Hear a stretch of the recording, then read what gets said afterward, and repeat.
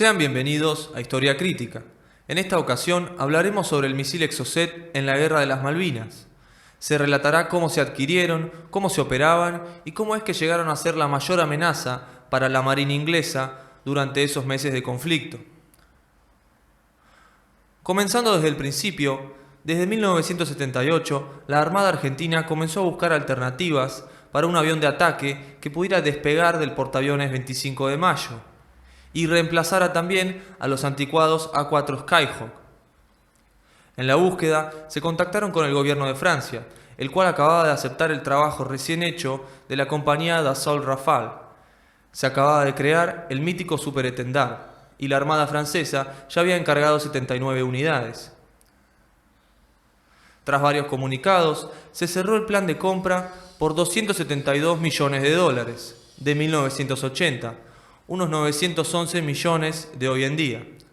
El paquete incluía 14 aviones Superétendard y 10 modernos misiles Exocet aire-agua, como también la instrucción de los pilotos argentinos y la puesta a punto de las naves en Argentina.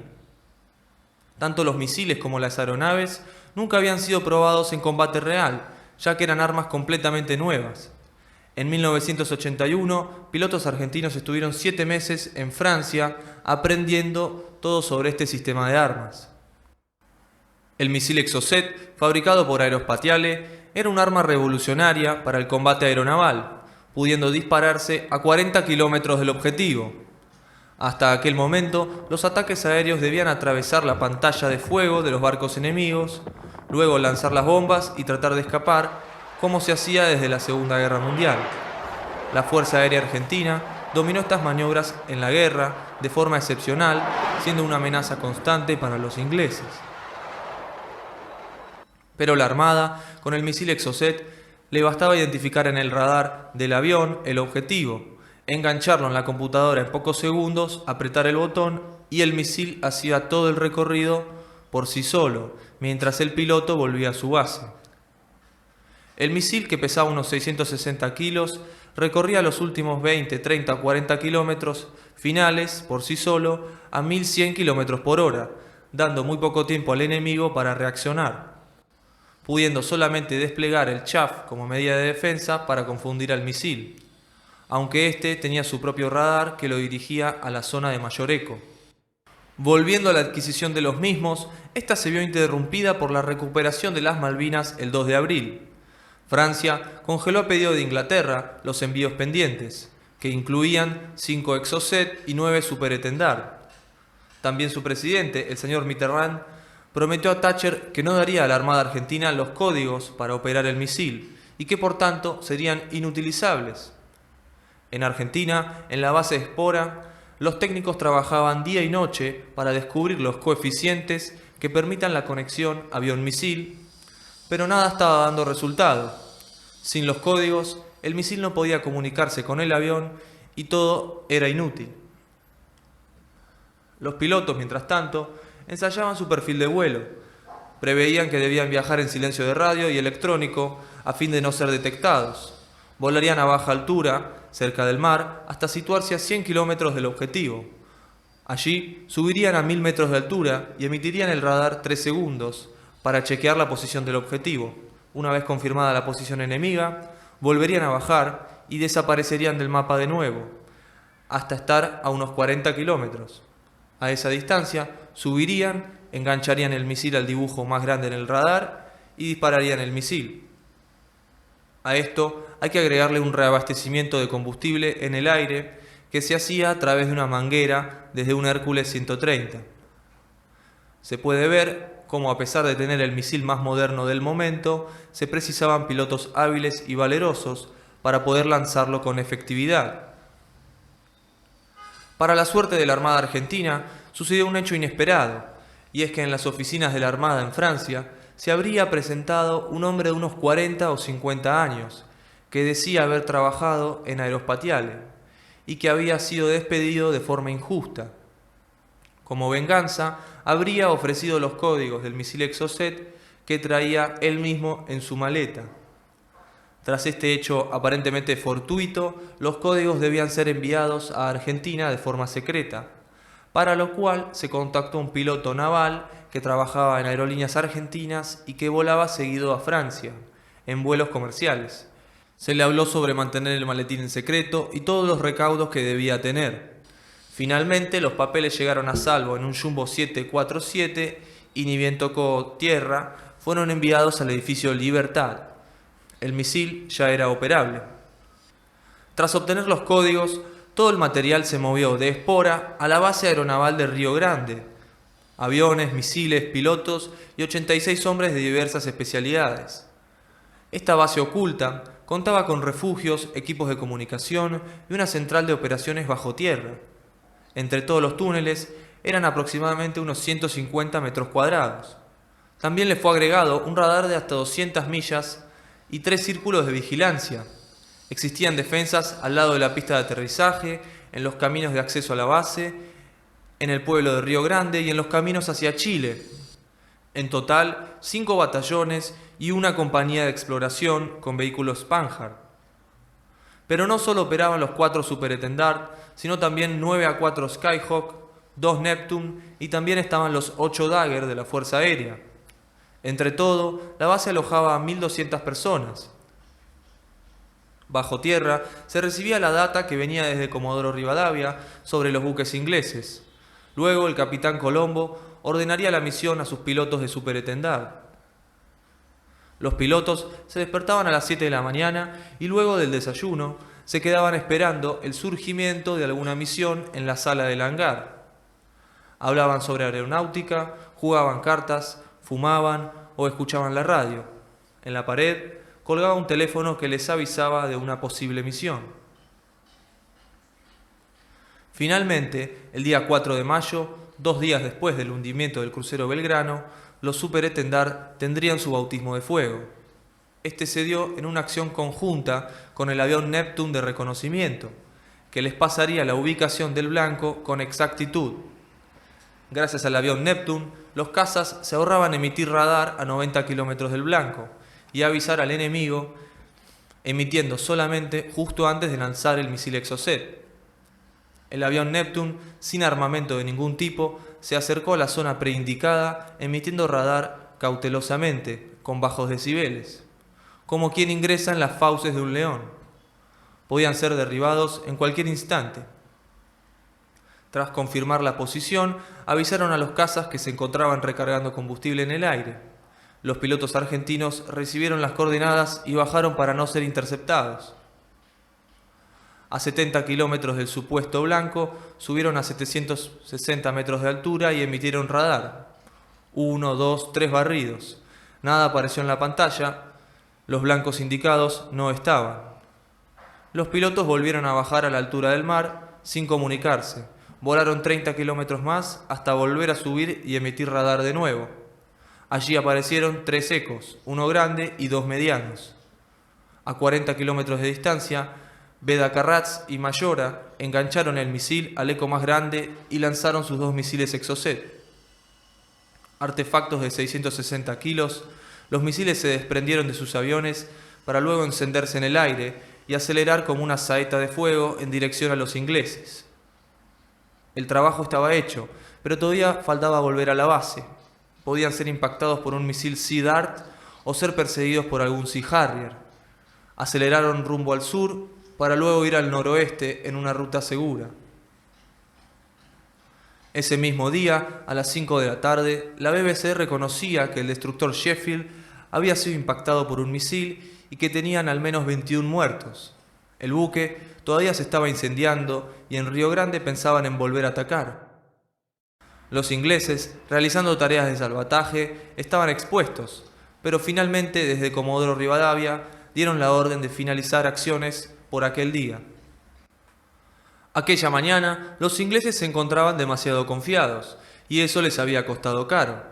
El destructor Glasgow había detectado los misiles Exocet acercándose a sus posiciones, y había dado la alerta con la frase «freno de mano». Pero desde los portaaviones ingleses pensaron que el ataque era falso, dado que no era una alerta roja y no movilizaron ninguna de las defensas. Los misiles pasaron por encima del Glasgow y volaron hacia el Sheffield, que se encontraba totalmente desprevenido. El oficial de guerra antiaérea estaba tomando un café y su asistente estaba ausente. El radar estaba en transmisión con otra nave inglesa y la alerta recién llegó desde el puente de la nave a último momento, cuando dos marinos vieron el misil con sus propios ojos. La pérdida del Sheffield, que acabó por hundirse, fue un golpe duro para el comandante inglés Woodward. Las defensas inglesas se habían mostrado vulnerables al ataque con misiles, que vale decir era 100% innovador. El ataque al Sheffield fue el primer ataque de aviones con misiles a un barco de guerra en la historia. Luego del ataque del 4 de mayo, la actividad de los Superétendard y Exocet se detuvo. El mal clima en Tierra del Fuego complicaba los despegues, pero más que eso era que los ingleses habían movido la flota bien al este para estar a salvo. Los aviones de reconocimiento Neptune dejaron de volar para el 15 de mayo. Estaban muy desgastados por las 425 horas de vuelo que habían tenido en menos de 2 meses. La data aérea empezó a surgir del radar que había en las Islas Malvinas, el cual podía ver la actividad de los aviones Sea Harrier ingleses. Cuando un Sea Harrier bombardeaba las islas y luego volvía al portaaviones, su eco en el radar desaparecía en determinado punto que coincidía con su autonomía de vuelo. De esta forma se dedujo la ubicación de la flota inglesa, ya que los aviones ingleses siempre desaparecían del radar en la misma zona. El 23 de mayo despegaron dos Superétendard con misiles bajo el ala hacia esa zona, pero no hallaron ningún blanco y regresaron a la base. El 25 de mayo, finalmente los dos Superétendard sí volvieron a golpear la flota inglesa. Recibieron la data de que en el noreste de la isla Gran Malvina había un portaaviones inglés.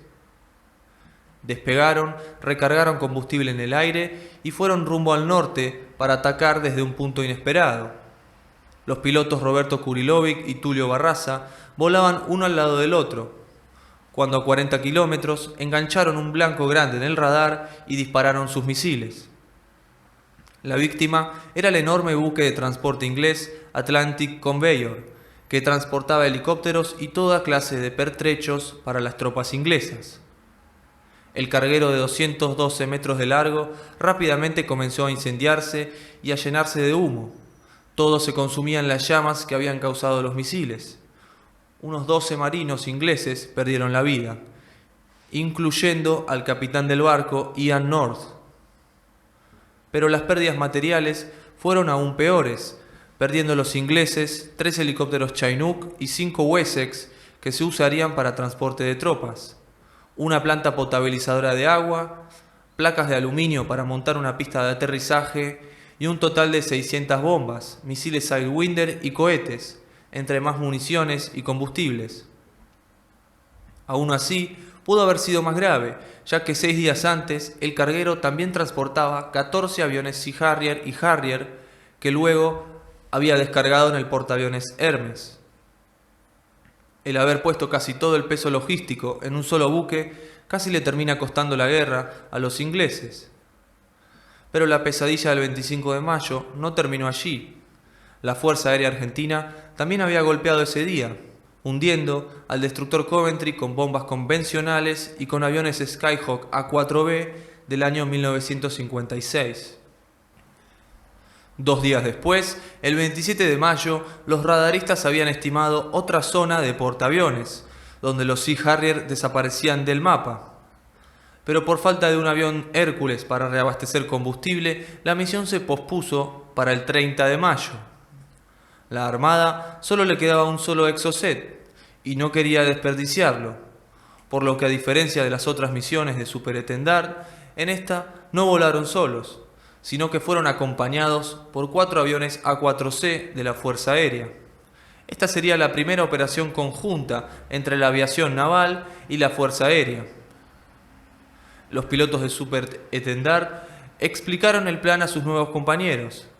No se hablaba por radio, tampoco por electrónica, ni siquiera en el reabastecimiento aéreo. De la milla 200 a la 55 volarían al ras del mar. Habría 2 reabastecimientos, ya que el objetivo estaba muy lejos hacia el este. Despegaron con 10 minutos de diferencia. Los reabastecimientos fueron impecables. llegando los 6 aviones con el tanque lleno al punto del ataque. A 36 kilómetros del blanco, el piloto Francisco había enganchado el radar en un blanco enorme con forma de banana y gatilló el misil. El ataque de los superetendard había acabado. Dieron media vuelta y emprendieron el regreso. Los 4 aviones de la Fuerza Aérea debían seguir el vuelo del misil hasta ver el blanco y descargar sus bombas de 250 kilos. Volaban rasante, el mar estaba agitado y la espuma saltaba sobre sus cabinas. La tensión era enorme, se dirigían directo al combate y al corazón de la flota británica. Seguían la estela del misil Exocet, que se perdió en el horizonte ya que era más rápido que sus aviones. De pronto divisaron la silueta de su blanco. Era inmenso y poderoso, y surgían 2 columnas de humo desde su torre. El misil había impactado y los A4C se dirigían a rematar la faena. Atacarían 2 por cada lado, pero a 5 millas del blanco fueron alcanzados los pilotos Vázquez y Castillo, quedando Isaac y Ureta para el ataque, quienes descargaron las bombas sobre la cubierta y se dieron media vuelta. El blanco, el portaaviones invencible, no se veía más. Ahora solo había una enorme bola de humo flotante. La misión del último Exocet había dejado 2 pilotos muertos y la nave insignia inglesa herida de gravedad, aunque Gran Bretaña jamás reconocería esto último, aprovechando que sucedió sobre el final de la guerra. Como tampoco reconocería la operación Plumdove o Mikado, que se proponía destruir los Exocet y la base de Río Grande por medio de un comando SAS. Claro que esto fue un tremendo fracaso y fue ocultado ya que no podía mostrarse a los SAS declinando una misión solo por ser suicida. En pocas palabras, el 8 de mayo, Thatcher aprobó la destrucción de los Exocet por medio de un comando de las SAS. La operación se llamó Plumdove y consistía en que un comando élite de 8 hombres fuera desembarcado desde un helicóptero Sea King en Tierra del Fuego. Desde ahí harían reconocimiento y se infiltrarían en la base de Río Grande, destruyendo los Exocet y asesinando a los pilotos argentinos, para luego huir hacia Chile. Lo que ocurrió fue que el helicóptero Sea King dejó el comando en territorio argentino, pero su comandante, el capitán Andrew Legg, desistió de la misión, ya que no tenían un mapa sobre la base, ni tampoco información sobre las defensas de la misma. Además, habían sido dejados en un punto muy lejano del objetivo y debían marchar 50 kilómetros en territorio desconocido, en pleno otoño austral, para llegar, reconocer la base y atacar sin saber lo que les esperaba. Finalmente, estuvieron 10 minutos dudando, y Legg decidió que el helicóptero los dejara en otro punto, más cerca de Chile. Desde allí, cruzaron a Chile a pie y fueron ocultados por el resto de los días. La misión había sido abortada por el capitán del comando. El helicóptero, que ingresó a Argentina, fue quemado junto a un río en la frontera chilena. El sueño de Thatcher de destruir los misiles Exocet fue así un rotundo fracaso, aunque, como ya mencioné, al menos logró ocultar esta fallida misión al público. Si quieren saber más sobre la misma, hay un link en la descripción con muchos más detalles del evento. Para cerrar el capítulo de hoy, vale decir que, en las primeras semanas de la guerra, Argentina intentó obtener más misiles de cualquier forma posible, aunque todos los intentos fueron en vano. Quizás el más cercano a concretarse era la venta de 8 Exocet a Perú, que los iba a mandar directo a Argentina, pero los servicios de inteligencia se dieron cuenta y Francia se negó a enviar a Perú misil alguno. Teniendo en cuenta que con 5 misiles se logró hundir el destructor Sheffield, el buque logístico Atlantic Conveyor, que obraba como un tercer portaaviones, y dañar el otro portaaviones Invencible, está claro que de haber tenido 4 o 5 Exocet más, Argentina podría haber rechazado la flota inglesa con bastante fluidez, aunque ello no significara necesariamente el fin de la guerra o de los enfrentamientos. Esperamos así que les haya gustado el video y si así es, por favor denle me gusta y suscríbanse. Si quieren ayudar al canal, pueden realizar donaciones por Mercado Pago. Encontrarán los links en la descripción. Nos vemos en el próximo video.